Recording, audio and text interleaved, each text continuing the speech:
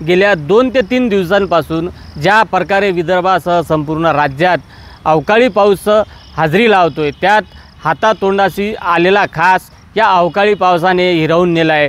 खरं तर ऑगस्ट आणि सप्टेंबर महिन्यात ज्या पद्धतीनं अतिवृष्टी झाली त्यामध्ये शेतकऱ्यांचं करोडो हेक्टरवरील पिकं वाहून गेली, नासाडी झाली।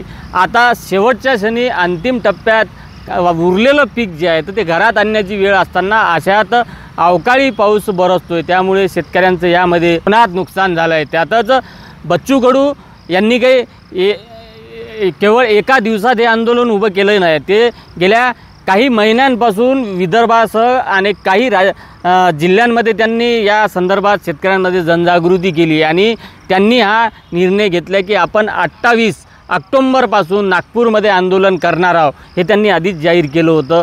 त्यानुसार ते नागपूरमध्ये आंदोलन करत आहे आणि या सध्या आंदोलनाला शेतकऱ्यांचा भरभरून पाठिंबा मिळालेला आहे। त्यामध्ये विशेष म्हणजे लक्षवेधी वेधणारे जे दिव्यांग बांधव आहेत ते सुद्धा या आंदोलनामध्ये उतरलेले आहे। त्यामुळे शेतकऱ्यांना कुठेतरी एक या आंदोलनाच्या माध्यमातून दिलासा मिळालेला आहे।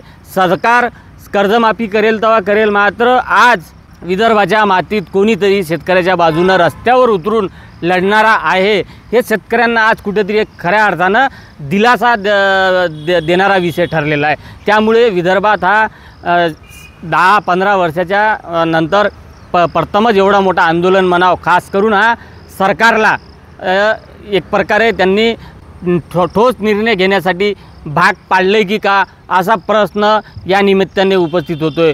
महाएल्गार आंदोलन ज्या पद्धतीनं नागपूरमध्ये सुरू आहे, एक महत्त्वाचा विषय म्हणजे शेतकऱ्यांच्यासाठी आणि शेतकऱ्यांच्या हितासाठी लढणारं विदर्भाच्या मातीत कोणीतरी आहे, हे या आंदोलनावरून स्पष्ट होते।